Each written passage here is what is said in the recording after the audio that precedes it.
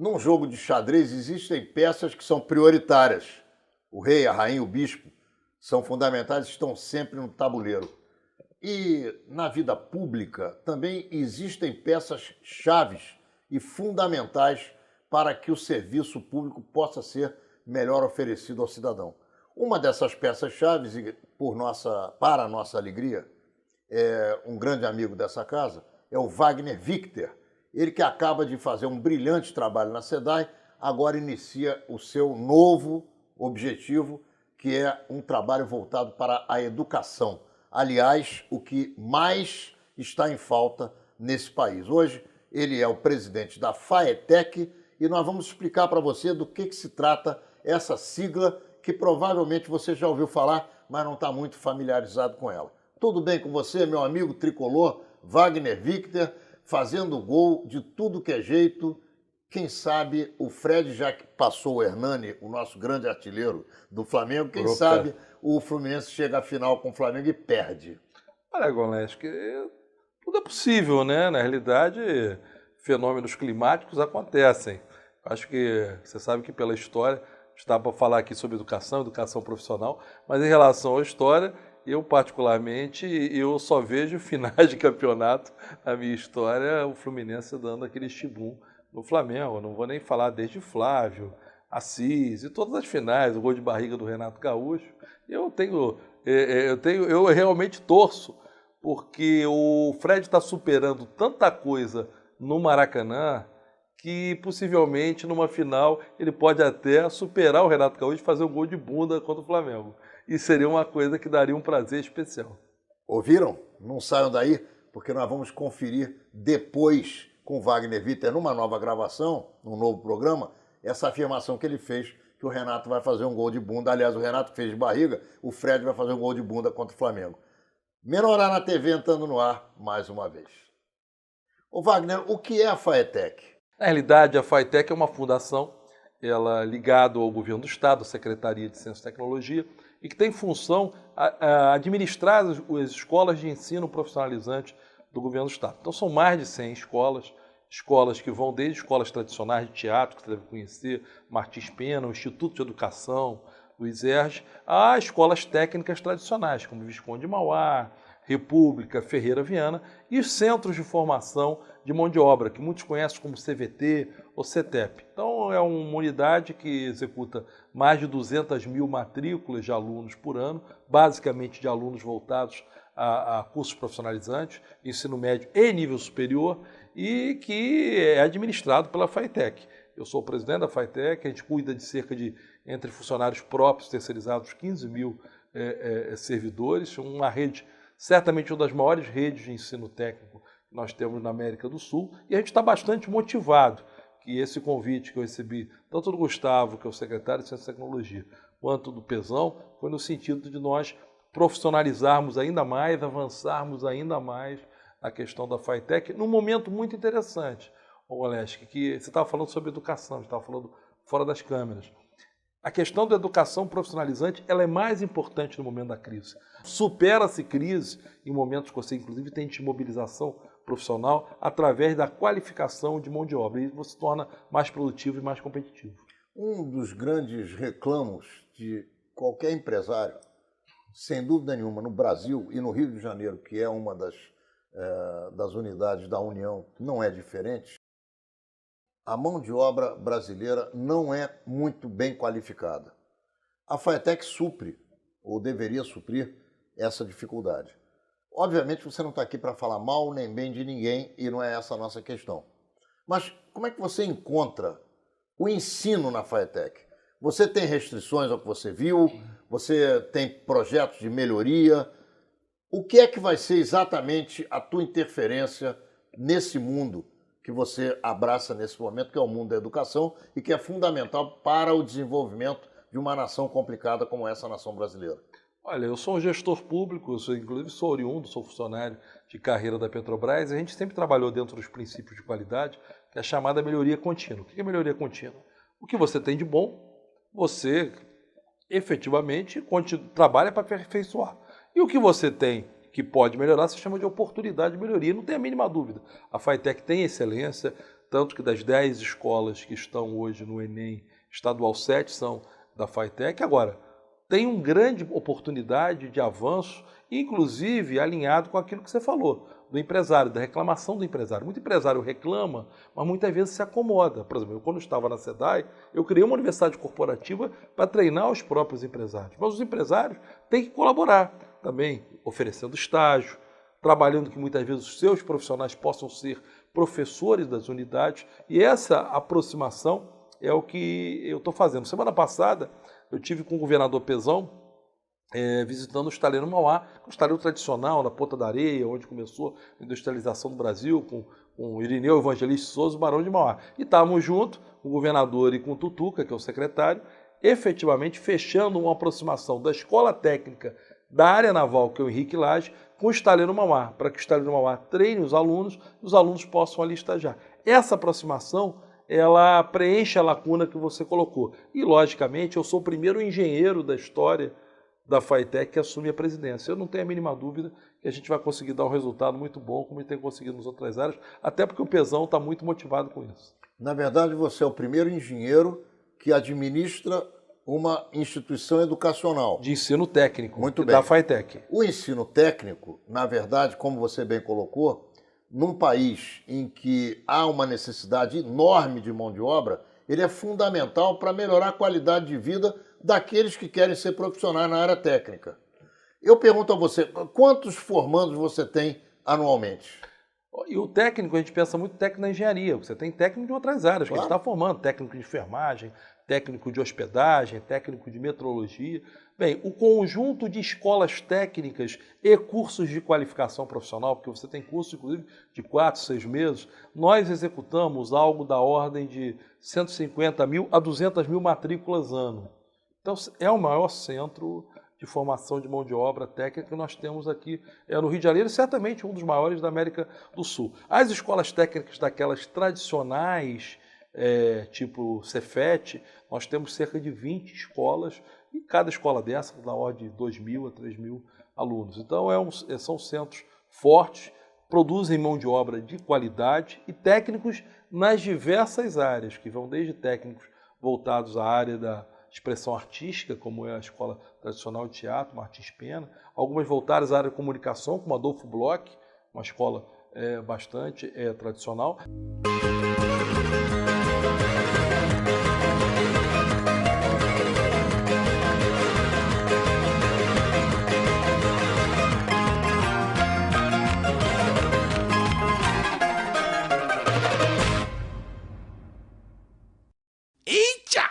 Essa escola aqui é boa! Até escolas novas que nós estamos criando. Nós acertamos, vamos criar uma escola técnica voltada somente ao samba, somente à indústria voltada à mão de obra do samba, que vai ser dentro da cidade do samba, dentro de um galpão que está sendo disponibilizado pela prefeitura. E há outras novidades que nós estamos colocando. Uma novidade muito legal, que praticamente está dando em primeira mão, que nós vamos estar inaugurando em agosto, com a tradicional escola francesa de culinária, que é a Cordon Bleu, que é a escola que é a maior escola de culinária do mundo. Nós estamos fazendo uma escola do Cordon Bleu aqui no Rio de Janeiro, ali em Botafogo, na Rua da Passagem, na esquina da Rua da Passagem, quem vai para o Rio Sul, e já vai operar em agosto. É uma construção da FATEC, e uma parceria da FATEC do Governo do Estado com o Cordon Bleu, e 20% das vagas, que são desses cursos, que vão custar 40 mil euros no exterior, nós vamos dar para pessoas que não carentes, pessoas que não teriam condição de pagar. Então, a inovação vai desde a área de gastronomia, hospedagem, até os cursos técnicos de automação, mecânica, enfermagem. Isso é qualificação de mão de obra. Inclusive, eu fui informado que durante a Páscoa judaica, essa escola de gourmets vai proporcionar uma culinária judaica nesses seus cursos. Como é que vai funcionar isso? Nós temos diversas escolas de gastronomia espalhadas em diversos campos que nós temos. Um dos campos, que é o centralizado, que é o campus de Quintino, da escola de gastronomia, a gente vai ter uma semana, inclusive com palestra de professores sobre culinária judaica, inclusive aberto para a população. Então a ideia é a qualificação nos diversos sentidos. Qualificamos inclusive garçons, auxiliares de cozinha, e essa aproximação com o mercado é uma aproximação que estou fazendo muito, inclusive inovando e, logicamente, tendo caminhos paralelos a culturas gastronômicas e outras atividades. Eu estou bastante motivado e o Pezão deixou uma missão muito clara, que é a missão de contribuir para o crescimento econômico. Eu fui 8 anos secretário nessa área de desenvolvimento econômico, efetivamente através da qualificação da mão de obra. Qual é o pior obstáculo que você vai ter que enfrentar nesse período de 4 anos, na medida que você está começando agora na presidência da FATEC? Você já identificou qual é o alvo no qual você vai atirar?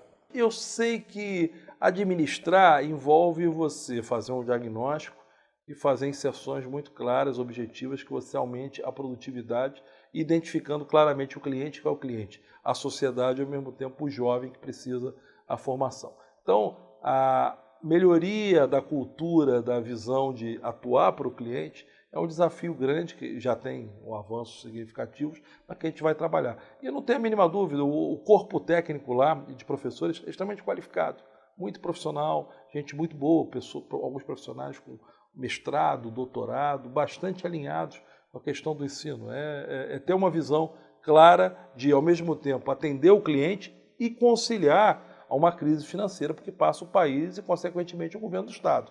Nós não somos uma ilha, nem FATEC, nem secretaria, nem o próprio governo do Estado, da crise, porque passa o Brasil, que é uma crise certamente impacta os anos de 2015 e 2016. Então, nós temos que otimizar a aplicação de recursos. O que você tem escutado a respeito da vontade dos alunos em aprender, em melhorar a qualidade de vida de si próprios, das suas famílias?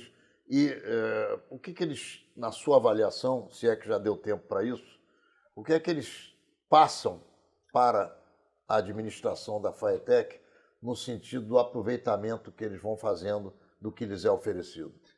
Olha, ouvir o aluno é fundamental, como ouvir aquele que demanda para qualquer administração. Eu já visitei diversas unidades, já trabalhei na educação, fui diretor implantei diversos cursos na área de engenharia da Estácio de Sá, fui professor de cursos na área de petróleo da COP, da FGV, então tenho uma vida muito até ligada para a educação. O último livro que lancei, Cartas a um Jovem Engenheiro, é um curso justamente, um livro voltado a formar técnicos e engenheiros. E a demanda que os alunos têm é essa aproximação com o mercado de trabalho e com as empresas. Tive outro dia uma demanda de um aluno, logo na primeira semana, ele chamando o Victor, outro chama de professor, engenheiro. Nós queremos poder estagiar a partir do primeiro ano.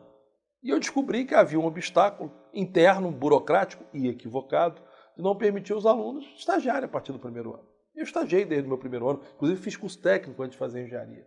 Era uma mera visão burocrática conservadora e totalmente desalinhada de práticas internacionais. Na Alemanha, quando você começa a estudar ao mesmo tempo trabalhar na empresa, porque essa imersão na cultura, no ambiente, favorece a questão do ensino. Os Estados Unidos têm isso. Então, essa demanda, eu logo na semana seguinte modifiquei esses procedimentos. Então, escutar o aluno, estar vendo o aluno. Visitei outro dia uma escola, a Escola Henrique Lage, sobre a questão, um aluno me trouxe a melhoria de um laboratório voltado à área de edificações. Eu identifiquei e vamos trabalhar para corrigir. Então, escutar o aluno é muito interessante. E esse aluno que vai para a formação profissional ou técnica é um aluno que quer dar uma resposta, não só para si, mas para a sua família. Então, ele é muito sensível e ele é muito carente da atenção e de respostas rápidas. E a gente espera, mesmo estando na administração pública, onde a administração a resposta nem sempre é tão rápida, mas poder dar uma resposta efetiva. E eu volto a falar, eu estou comprometido, muito animado, e com a equipe que nós temos lá vai ter um resultado de melhoria contínua desse avanço importante em relação ao que já foi feito, que foi muito, na área da FATEC. No meu primeiro mandato à frente da Federação Israelita, isso se passou há 33 anos atrás, um dos meus companheiros de trabalho, voluntário, era um cidadão egresso de um campo de concentração. Já era uma pessoa um pouco mais velha, já um homem de uns 48, 50 anos de idade, naquela oportunidade, ele já faleceu, e um dia ele me apareceu lá e me disse: eu quero fazer um trabalho ligado ao movimento de consecução de empregos para pessoas da área técnica, porque eu fui salvo na minha vida posteriormente a ter sido libertado de um campo de concentração pelo ORT, que é a escola técnica da comunidade judaica no mundo inteiro. Então ele quis devolver, de uma certa maneira, aquilo que ele recebeu para outras pessoas que poderiam ter essa dificuldade. E ele criou, dentro da Federação Israelita, com o nosso apoio e com a nossa força de trabalho, ele criou uma bolsa de empregos, onde ele empregou 7.000 pessoas. Parece conta de mentiroso, mas em 4 anos ele me empregou 7.000 pessoas. Então, obviamente que sem o emprego, sem trabalhar, sem os vencimentos no final do mês, a pessoa não pode melhorar a sua qualidade de vida, não pode ajudar a família, não pode ter filho, não pode casar, não pode coisa nenhuma. Então, é fundamental esse trabalho que você começa a desenvolver agora, e que é um trabalho que existe há muito tempo no Rio de Janeiro, e é necessário, e eu não tenho a menor dúvida que você vai não só dar conta do recado, mas no final desses 4 anos você vai voltar aqui, como vai voltar em outras oportunidades antes disso, porque o Flamengo vai ser campeão em cima do Fluminense e eu vou querer te gozar e tal, mas você vai voltar aqui para contar os resultados desse mergulho que você está dando na FATEC. Nós estamos encerrando o primeiro bloco de Menorá na TV com Wagner Victor. Não saia daí porque ele vai nos contar como é que ele está vendo a questão da educação em geral no Brasil e os resultados da falta de educação que nós podemos ler em todos os primeiros cadernos e as primeiras páginas dos jornais do Brasil inteiro em relação ao que está acontecendo com a Petrobras, com a Operação Lava Jato e por aí afora. Já voltamos. Wagner, assistindo há alguns dias atrás um cidadão depondo na delação premiada da Operação Lava Jato, eu não fiquei estarrecido, mas achei muito interessante que, de repente, ele resolveu fazer uma catarse.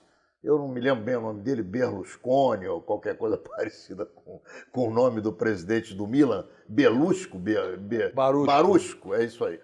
E aí ele chamava os companheiros de corrupção dele de apelidos que ele tinha montado para os camaradas, ele contou os detalhes da atividade que ele desenvolvia e talvez até com esse tipo de comportamento ele não deve ter nenhum drama mental, porque ele jogou o drama no rosto da sociedade e agora ele vai ver o que vai ser a pena dele, se vai ser maior ou menor. Eu pergunto a você, essa onda, essa tsunami de aparecimento da corrupção no Brasil, porque ela existiu sempre e agora está sendo colocada às claras, você acredita e acredita essa tsunami de corrupção ou esse comportamento, a falta de educação formal e não formal, e mais do que isso, a falta de um objetivo na educação brasileira? Eu acho que nesses casos específicos que você citou, não foi falta de educação, são pessoas extremamente qualificadas, que trabalham na maior empresa do Brasil, uma das maiores empresas do mundo, a empresa que oferece todas as oportunidades de qualificação. Eu mesmo sou funcionário de carreira da Petrobras, estive na Petrobras todas as oportunidades, inclusive fui estudar no exterior pela própria Petrobras. Então não é a falta de oportunidade. A Petrobras que se corrompeu, assim o fez porque quis.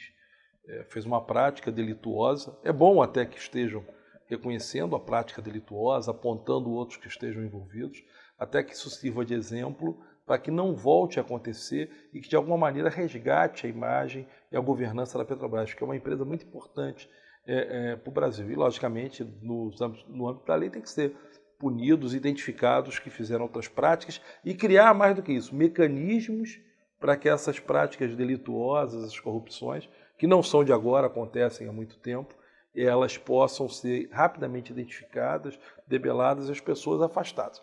A democracia favoreceu, inclusive, as redes sociais, que problemas como esse pudessem ganhar mais luz, ganhar mais cobertura. No passado você vê um movimento, quando você via os movimentos de corrupções identificados no governo Getúlio, logicamente eles tinham uma dimensão de cobertura totalmente diferente de movimentos que acontecem hoje, onde praticamente online, tem um depoimento no Congresso, online, com cobertura, redes sociais. Óbvio que a questão do ensino da ética, das boas práticas, é algo que tem que perpassar sobre as diversas carreiras. Outro dia eu estava falando com o nosso pessoal da área acadêmica, nós estamos falando a questão das disciplinas que tem nos cursos técnicos.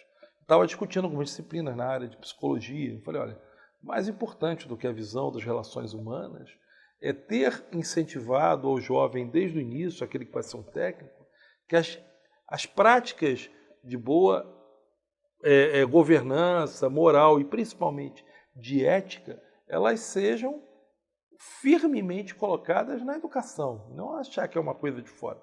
O próximo livro, inclusive, que eu estou lançando, que é um livro em parceria com outras pessoas, eu faço a parte dizendo ética na engenharia.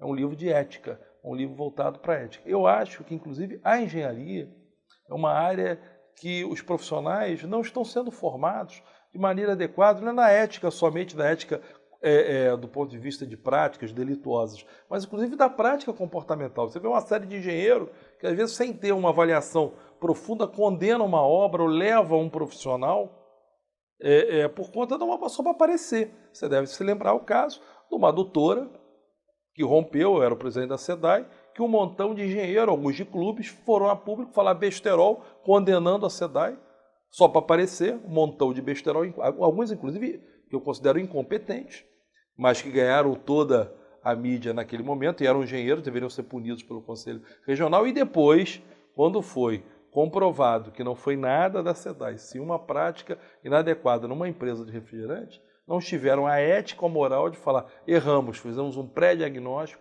sem ter informação. Nem a questão da possibilidade de ser eles colocavam, eles afirmavam que era. E vimos agora também recentemente a possível crise hídrica que chegou no Rio, que eu falei que não teria racionamento e não teve. Teve gente que falou, não, tem isso. Alguns que fizeram depoimentos, falaram que faltou isso, eram responsáveis e foram omissos no passado quando eram gestores.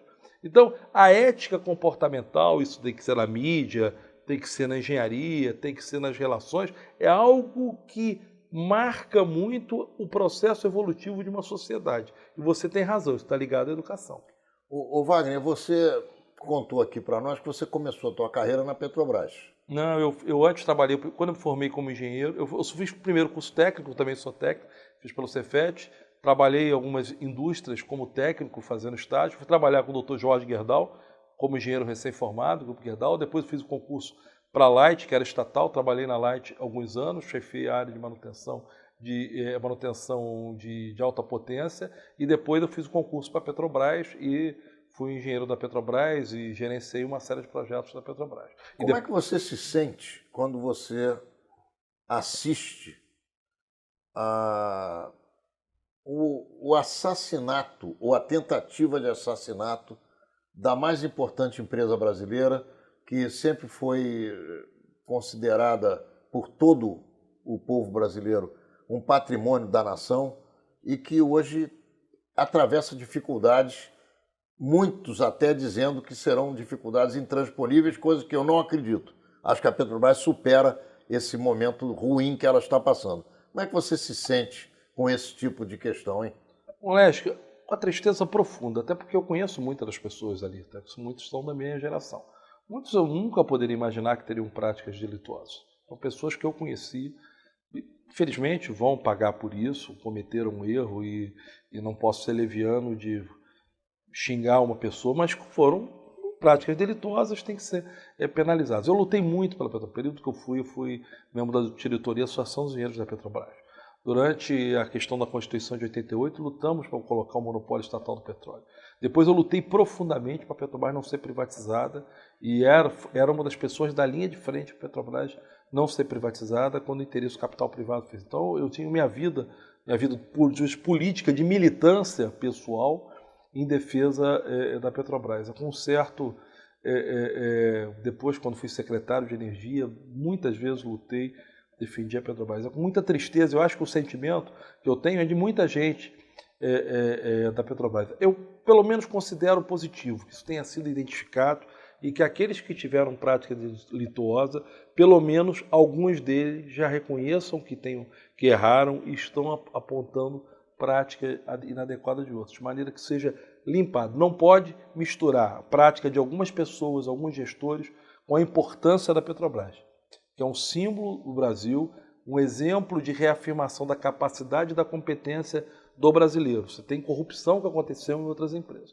Mas a Petrobras é um símbolo que o Brasil pode superar. Muita gente no passado falava que a gente não tinha condição de produzir petróleo, desenvolvemos engenheiros, aqui vieram gente de Madureira, eu sou da Ilha do Governador, gente da Penha, gente da Bahia, gente da PUC, gente do Fundão. Fizemos essa empresa que bateu recordes e mais recordes. Olha a coincidência, no ano que a Petrobras está sendo massacrada, a Petrobras acaba de ganhar pela terceira vez, e vai ser entregue em maio, no Offshore Technology Conference, que é o maior evento de petróleo do mundo, que acontece em Houston, nos Estados Unidos. A Petrobras, em maio, vai ganhar de novo o Oscar tecnológico de petróleo do mundo, pela terceira vez. Poucas empresas do mundo ganharam um. A Petrobras vai ganhar pela terceira vez no ano que está sendo massacrado. Então, eu tenho muita esperança das pessoas que estão lá, que vão superar. Eu conheço alguns diretores que assumiram, conheço alguns que vieram, inclusive, do Banco do Brasil. É uma pessoa muito boa, que é o diretor financeiro, que é o Ivan. É uma pessoa que eu tenho um relacionamento de longa data, é uma pessoa muito competente. O pessoal vai conseguir superar, vencer esse momento e sair desse tombo, transformar esse tombo num passo de dança para avançar. Que bom, eu espero que sim, e não só espero como rezo, porque, na verdade, a Petrobras não pode ser o símbolo negativo do Brasil, quando durante toda a vida dela foi o símbolo positivo e de esperança de que o Brasil possa superar as suas dificuldades e encontrar qualidade de vida melhor para a sua população. Voltando à questão da educação, eu volto a tocar no mesmo assunto. Você identifica no Brasil um projeto educacional? Você acha que isso falta? Você acha que existe? Um homem como o Darcy Ribeiro, um outro como o Gilberto Freire anteriormente, pessoas como o Cristóvão Buarque, independente de partido, porque pessoalmente eu não sou de esquerda, não sou do PDT, nunca fui, nunca votei nessas pessoas que foram candidatas em outros momentos, mas tenho que reconhecer que eles se preocuparam com a educação e o Cristóvão Buarque continua se preocupando com a educação do povo brasileiro. Você acredita que essas pessoas têm reposição? Ou nós estamos com falta de líderes também na área de educação? Olha, é muito bacana, porque na realidade eu entrei para a política a partir da idolatria que eu tinha por Leonel Brizola. Meu pai era brisolista e me levou para receber Leonel Brizola no aeroporto e vi, talvez, uma das primeiras vezes na minha vida, meu pai chorando. Quando o Brizola chegava, eu chorei com meu pai. Peguei uma idolatria, por que esse homem emociona meu pai? E vi que o projeto de Brizola, do ensino integral, muito criticado na ocasião, as pessoas achando que eram meramente construção dos brizolões e CIEPs. E mais recentemente, tenho falado muito com o Pezão e com o Gustavo Tutuca sobre isso. Praticamente todos os governantes hoje colocam em seu plano de governo o projeto de Leonel Brizola do ensino integral, que era Leonel Brizola com Darcy Ribeiro, que foi criticado no passado. Cada vez mais, levar o aluno para a sala de aula o maior tempo possível e unir a questão do ensino, desde o ensino fundamental, o ensino infantil, até a formação da graduação, com qualidade, com retenção, é fundamental. Semana retrasada eu estava visitando uma escola nossa técnica, que é lá em Niterói, Henrique Lage, e estava lá com o pessoal do Grêmio, devem estar assistindo.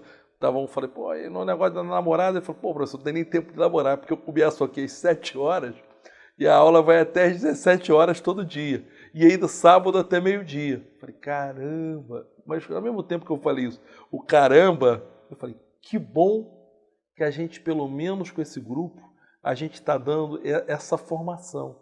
Que bacana, vão sair grandes profissionais. Então, grandes projetos e grandes líderes na educação, o Brasil sempre teve. O que a gente tem é que se despir do orgulho e da vaidade e aproveitar as grandes ofertas de soluções e dar continuidade a ela. O Brizola foi muito criticado, foi muito massacrado por conta do projeto do ensino integral e que hoje considero que seja a tônica. Pezão está insistindo muito nisso, que é a questão do dupla escola. A gente está fazendo agora com o secretário de Educação. O que é o dupla escola? A gente vai pegar as escolas estaduais do nível ensino médio e nós vamos unir aos nossos centros de formação profissional. Então, ou ele pode fazer um curso técnico, um comitante, ou pode estar fazendo um curso pedreiro, pode estar fazendo um curso pintor, ou um AutoCAD para projeto de engenharia. Isso é bacana, é oportunizar esses jovens que estão no ensino médio. Quando você fala em oportunizar jovens que estão no ensino médio, e nós olhamos para o quadro de desemprego no Brasil, nós temos alguma coisa em torno de 4 a 5% de desempregados no Brasil que estão procurando emprego. Que é baixo.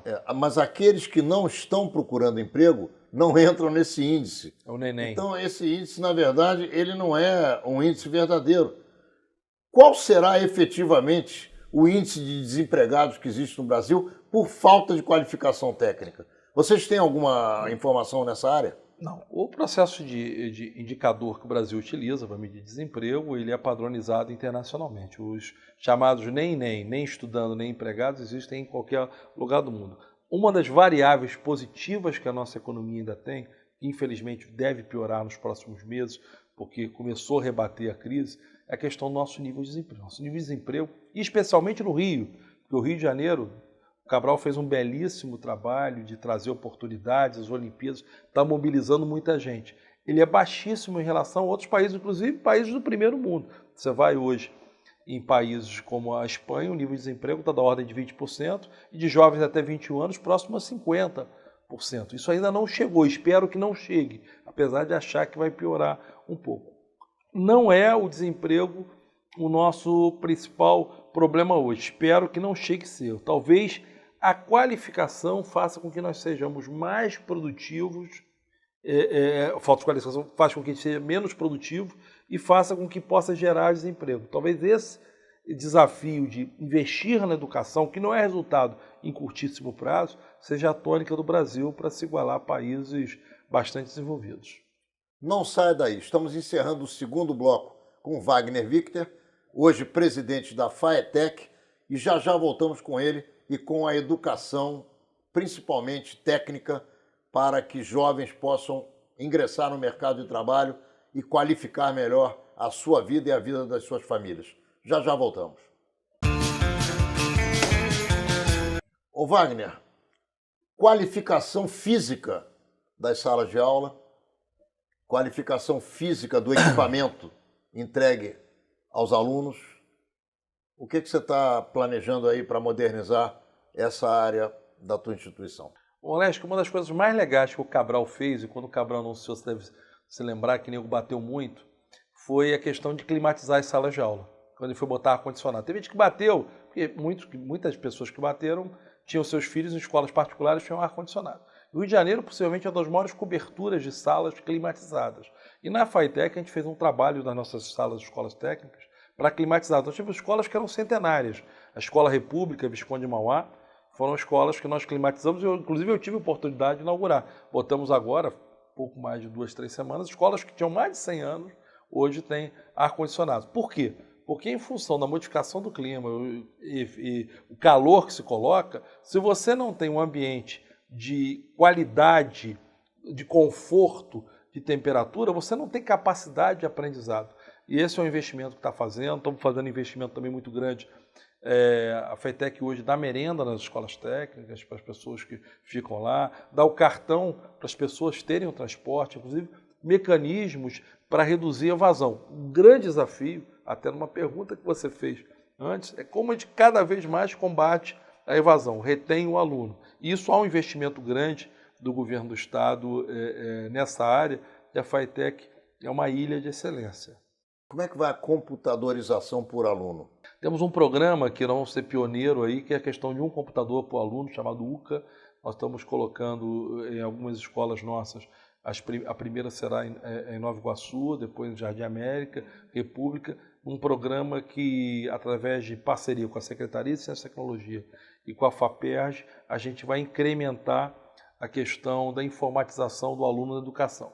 Ao mesmo tempo, nós estamos desenvolvendo com a Fundação Getúlio Vargas um sistema de aprendizado e teste dos alunos, tipo um modelo parecido com o que é o Khan Academy, que surgiu em Harvard, que é suportado pela Fundação Lehman no Brasil, onde parte das notas do aluno podem ser consideradas pelo desempenho que eles vão ter de provas, a partir de um banco de questões. Já tive lá com o presidente da Fundação Getúlio Vargas, o meu amigo Carlos Ivan e até meu contemporâneo de faculdade, vamos implantar a partir desse ano. Então tem muita coisa de inovação, muita coisa que é contemporâneo na fase de educação que a gente pretende implantar e vamos implantar, até porque, volto a falar, o Pezão está muito animado, sobre essa questão da educação. E a própria presidente Dilma colocou como lema, né, quando ela assumiu, e tem gente contra ou a favor, mas ela colocou um lema muito bacana, que é uma pátria educadora, e tem que transformar isso literalmente na prática. Outro dia fomos almoçar, eu, ele, o secretário de Educação, que é o Neto, o secretário de Ciência e Tecnologia, que é o Tutur, com o ministro da Educação. E começamos a costurar parcerias, de como é que pode trazer os recursos do Pronatec para o Rio. Ele nos pediu para arrumar um terreno para que eles querem fazer uma escola técnica federal ali em Jacarepaguá. Eu estou arrumando um terreno aí também em primeira mão com o doutor Carlos Carvalho, dono da Carvalho Rocha, que vai arrumar um terreno ali próximo ao Rio das Pedras para fazer uma escola técnica federal. Então, educação é uma coisa que você também tem que ter dinâmica, tem que ter visão empresarial. Se for aquele reme, não sai, fica no tempo. E a gente vai dar uma dinâmica no Rio como está dando em outras áreas. Ô Wagner, quando eu comecei a minha carreira política, no meu momento de candidatura a vereador, eu observei que as favelas que eu visitei, Cidade de Deus, Maré, Complexo do Alemão, onde eu trabalhei efetivamente para, de alguma maneira, ajudar as pessoas que tinham dificuldades naquela região ou naquelas regiões, muitos, mas inúmeros, dezenas de centenas de jovens sem ter o que fazer e basicamente sentados nas praças, nos pontos, vamos dizer assim, durante quase o dia inteiro, com absolutamente nada a produzir. Como levar a educação técnica para as favelas do Rio de Janeiro? Essa parece até, se a gente conversar, a bola quicada, né? Nós temos uma FATEC na Cidade de Deus, temos 2 FATECs no Complexo Alemão, e até o final do ano, com o Pezão e com o Gustavo, a gente está inaugurando a FATEC na Maré, que é um tremendo complexo na Maré, inclusive, vai ser bastante vocacionada para a questão de solda, e com curso técnico de solda, e com um curso de soldadores, e vamos tentar botar também gastronomia na Maré. Um tremendo, já está em obra, eu estou terminando a obra, eu acho que até o final do ano a gente coloca a operação, e eu do Cidade de Deus, do Alemão, também estão bastante movimentados. Para te dar um dado, agora, em março, nós fizemos uma chamada de curso de qualificação. Só em UPP, não vou falar nem as outras comunidades, favelas, nós botamos 12 mil alunos na sala de aula em curso de qualificação, só em UPP. E isso é uma... Muita gente, muitas vezes, vê a unidade, não sabe que é FATEC. Mas às vezes vê um CVT, um CETEP, é FATEC. E essa é uma questão de foco, de planejamento e ação central nossa. É levar a educação para quem realmente precisa, capacitação, não só para quem tem um PP, mas a série comunidades. Temos Quitungo, temos Ilha do Governador, semana passada estava mandando analisar uma área ali em Acari, temos em muito lugar e lugares que a gente vai expandir. Sem dúvida nenhuma, o presídio no Brasil, especialmente também no Rio de Janeiro, que não é diferente dos outros estados, não é uma área onde você possa recuperar pessoas. Superpopulação, prática delituosa ensinada, cursos técnicos de sacanagem, de bagunça, de criminalidade dentro do próprio presídio, tudo aquilo que você conhece. Existe alguma hipótese, já passou pela tua cabeça, levar o que a FATEC oferece à população não criminosa, que é a grande esmagadora maioria do povo brasileiro, mas oferecer também à população carcerária o que você ensina e o que você dá ao aluno que busca um curso técnico? Tem a mínima dúvida. Você sabe que, inclusive, quando eu presidente da SEDAI, fui 8 anos o presidente, eu montei um programa desse para aproveitar a mão de obra carcerária, que é o maior programa do Brasil, disparado, que eu utilizava para fabricar os uniformes, toda a limpeza da SEDAI, para fazer o replantio. E, óbvio, quando eu cheguei na FATEC, falei, vou fazer isso. Chamei o presidente da Fundação Santa Cabrini, que é o Jaime Melo, fizemos uma reunião, nós vamos aperfeiçoar um centro de formação de mão de obra de oriundos do sistema penitenciário ali no Rio Comprido, e vamos também, com a própria SEDAI, dando um acordo que tem com o Ministério Público do Trabalho, pegar uma série de pessoas que já trabalham na SEDAI de sistema aberto e semiaberto, e já estamos costurando um convênio com o atual presidente Cambriá, e treiná-la dentro da FATEC. Não há a mínima dúvida, não adianta você tirar do sistema penitenciário e não dar uma qualificação, não dar oportunidade às pessoas. Já comecei, já tivemos reunião, vamos melhorar e temos, inclusive, também para criança. Lá na Ilha do Governador, nós temos uma FATEC dentro do DEGASE, naquele lugar onde tem os menores infratores, Temos unidade lá dentro que a gente vai dinamizar. Qual é a dificuldade no diálogo com essas pessoas que, de uma certa maneira, já vivem à margem da sociedade ou na fronteira da possibilidade de uma vida sadia com a possibilidade de uma vida no crime? Olha, eu me dei muito bem nesse relacionamento. Até primeiro que eu nunca tratei eles como coitadinho. Nós criamos um programa de qualificação onde eu tinha professores, muitos não queriam que divulgasse, mas eu tinha como professores nos cursos Luciano Huck, André Trigueiro, Dom Orani. Nós dávamos cursos, inclusive na área de botânica e na área de plantio, de quase 1.080 horas, entre sala de aula e curso prático. E muitas vezes eu falava, nós estamos te dando a oportunidade. Se você não chegar a oportunidade, vai voltar para o xadrez, para a cana. Não tenho disso, não tenho esse problema. E eles respeitavam pela seriedade. E óbvio que muitas pessoas no início, quando a gente começou a implantar, algumas pessoas ficaram com medo. Eu nunca tive contato, muito ao contrário. Quando eu tive problemas de algum tipo de postura, eu não tinha dessas pessoas. Eu brinco que ali a galera lá que a gente fazia uma pré-seleção, que veio da bandidagem, era bastante disciplinada. E praticamente não se tem informação de retorno ao crime. Se você dá oportunidade, óbvio tem que ser seletivo, tem vagabundo que não tem jeito. Tem cara que é pilantra total, que não tem jeito, ou pedofilia, ou estelionatário, esse não tem jeito, que não quer, aí esse não tem treinamento, tem que ficar em cana o resto da vida. Eu, particularmente, acho que alguns caras não tinha que ter prisão perpétua. Agora, tem muita gente que cometeu um delito.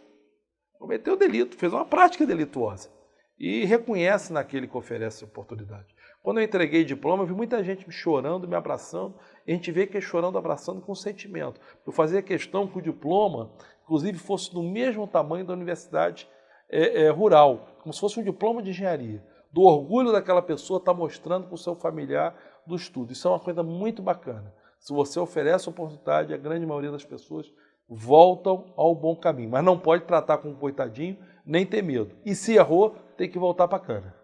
Na linha do bom, bonito e emocionante, o que tem no teu trabalho de poucos dias, são 2 meses, talvez, 60 dias, que já te colocou emocionado e que você sabe que é a joia da coroa, que é a cereja do bolo da Faetec? É engraçado que às vezes a gente conversa de pauta, a gente nunca sabe uma coisa tão interessante. É você é Flamengo, rapaz. Essa pergunta é muito, um rubro-negro. Essa pergunta é muito bacana você ter feito, porque uma das coisas que me emocionou, uma das primeiras coisas que está muito próximo de mim, é uma escola que eu tenho lá só para crianças especiais, que é uma referência, eu acho que no Brasil, que é a Favo de Mel. E eu fiquei bacana porque quando eu visitei a Favo de Mel, tinha um diploma num programa de qualidade que eu tinha assinado quando era secretário de Energia.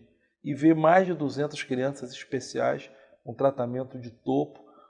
Inclusive algumas crianças eu estou aproveitando no convênio com a SEDAI para que possam ter oportunidade como menores aprendizes, vou estar assinando em breve.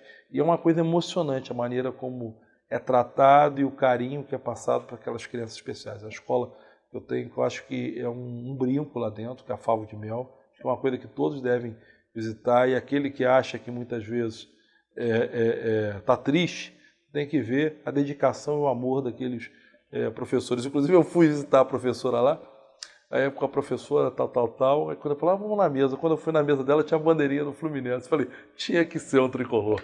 E ela é tricolor. Deve ser alguma puxa-saco. Não, tá, porque ela não sabia que eu fui visitar de surpresa. Eu até pensei que podia ter sido uma miguelada, aquela famosa miguelada que tem. Não, eu fui de surpresa, eu peguei o carro, dentro do complexo lá de Quintino, fui lá, parei, entrei e ela estava lá. E o carinho, uma coisa muito bacana. Favo de Mel é uma referência e que muita gente do Rio de Janeiro, acho que a grande maioria das pessoas não conhece, mas eu não acredito que não tenha nada nesse padrão no Brasil. Ô Wagner, eu gosto de você pelo teu trabalho, pela maneira como você encara as tuas dificuldades, pela superação de obstáculos que você vem ultrapassando no serviço público, pelo serviço que você já prestou à cidadania do Rio de Janeiro, à cidadania carioca, não só na SEDAI, mas também na Secretaria de Energia, Indústria Naval e Petróleo. Ou seja, você, como eu disse no início, você é um quadro raro no serviço público do Rio de Janeiro, e eu aqui rezo e faço votos que você continue ocupando postos, dando o melhor que você tem, fazendo que os serviços funcionem cada vez mais e que aqueles que vivem em torno de você aproveitem da tua inteligência, da tua vontade de trabalhar, do teu sentimento de brasilidade e de carioquice, apesar dessa tristeza tricolor, que você sorri, mas que, na verdade, para mim, eu preferiria que você fosse rubro-negro. Eu quero te oferecer as câmeras e os microfones de Menorá na TV para que você se despeça com tranquilidade dos nossos telespectadores, fazendo também suas considerações finais. Olha, Golesco, uma coisa que é muito legal, às vezes Deus oferece oportunidade, né? É engraçado quando eu recebi, o Pezão falou, o Gustavo, o próprio governador Cabral, que a gente tinha trocado ideia no passado, falou sobre a questão do Fitec. Para mim foi uma emoção toda especial, porque eu tenho um filho que tem 14 anos, que é o Chicão. E eu estava nessa fase de botar ele para fazer o ensino técnico. Inclusive ele fez até a prova do ensino antecipado um ano, passou um ano antecipado para a Escola Técnica Federal. Então eu sinto no meu dia a dia quanto é importante isso para mudar as famílias. E eu faço com muito amor essa questão. Chega um momento na nossa vida que nós temos que passar essa informação. Isso vai dentro da filosofia Jedi, desde o mestre Yoda, do Jedi, passar aquilo para os padawans. Então eu faço isso com muito carinho. E as coisas vêm por acaso. Eu acho que é um papel interessante para mim, que eu estou muito motivado, faço com muito carinho, faço com muito amor e sei dos percalços que vou ter e não tenho medo nenhum dos percalços. Até porque, eu volto a falar, eu faço objetivando servir e não me servir. E nesse ato de servir, quem é o cliente? É a sociedade, especialmente, e os jovens que a gente está botando no mercado de trabalho. Por isso que eu estou muito feliz e essa oportunidade de estar trocando experiência, ela é ímpar.